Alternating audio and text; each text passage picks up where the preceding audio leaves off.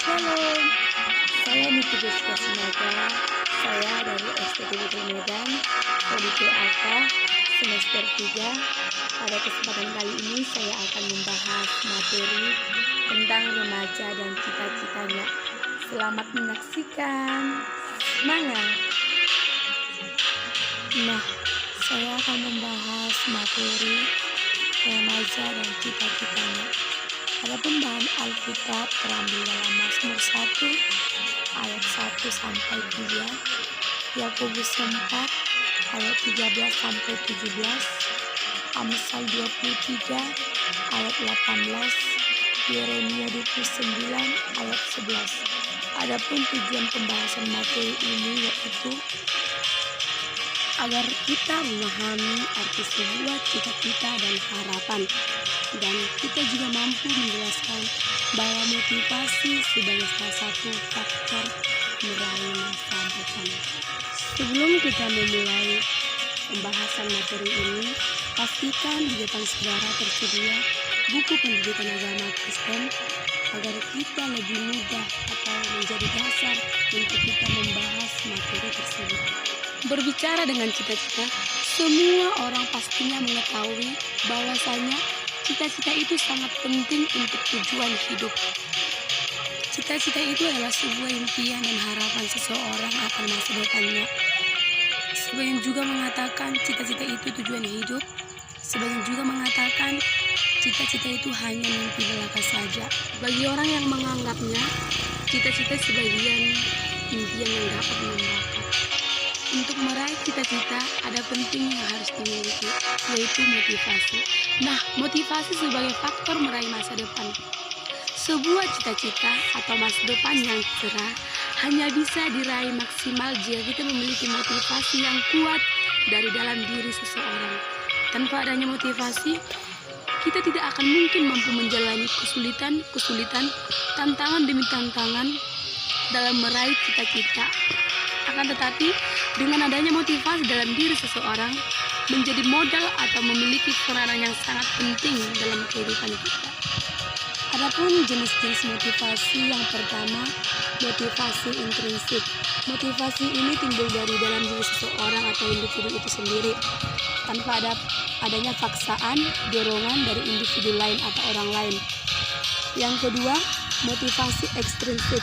Motivasi ini timbul dari luar diri seseorang, bisa dipengaruhi orang lain dengan paksaan, ajakan, suruhan dari orang lain, sehingga dengan keadaan demikian siswa mau melakukan sesuatu atau belajar.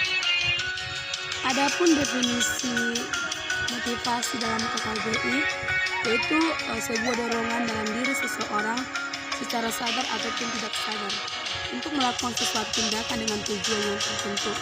Ada juga motivasi usaha sadar dapat menyebabkan seseorang atau kelompok orang tertentu bergerak melakukan sesuatu karena mencapai tujuan yang dikehendakinya.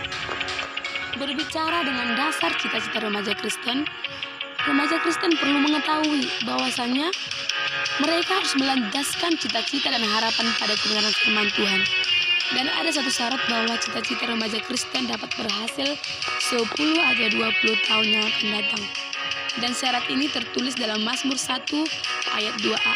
Demikianlah firman Tuhan, yang kesukaannya adalah Taurat Tuhan dan yang merenungkannya siang dan malam. Jadi, ayat ini mengajarkan bahwa agar cita-cita remaja tercapai pada suatu hari nanti, maka remaja perlu mencintai firman Tuhan itu sendiri. Dan sudah dijelaskan tadi, jadi remaja Kristen perlu melandaskan cita-citanya dan harapannya pada kebenaran firman Tuhan. Adapun pesan Alkitab dalam Mazmur 1 ayat 1 sampai 3, ketika kita berjalan menurut ajaran Tuhan, menurut nasihat Tuhan, tidak menurut orang fasik, kita akan mendapatkan apa yang Tuhan kehendaki dalam kehidupan kita. Jadi, cita-cita itu harus berasal dari Tuhan, tidak dari manusia.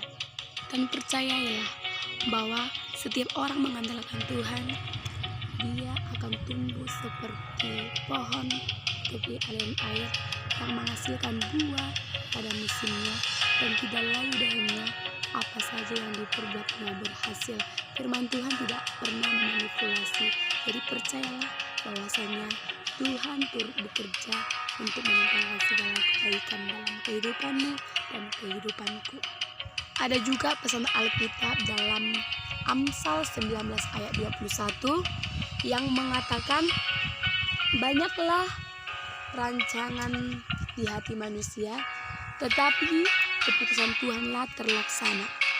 Jadi, cita-cita kita juga harus sesuai dengan rencana Tuhan. Tidak bisa kita memaksakan apa yang kita kehendaki, apa yang ingin kita cita-citakan kalau Tuhan tidak berkenan kepada cita-cita kita.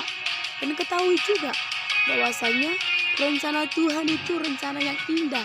Tuhan tidak pernah merencanakan malapetaka dalam kehidupanmu. Asal kita beriman saja kepada Dia yang Maha Kuasa. Ingat, Tuhan itu Tuhan yang baik, Tuhan itu Tuhan yang adil.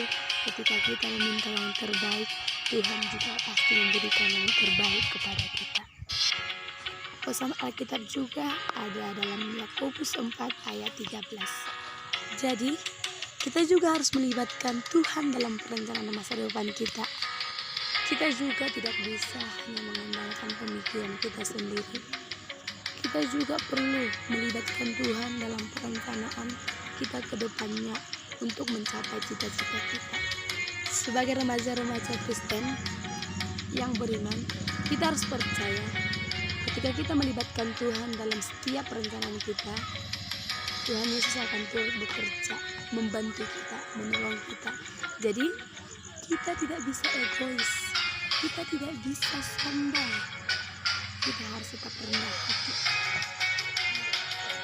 Sebagai rangkumannya, cita-cita adalah suatu impian dan harapan seseorang akan masa depannya.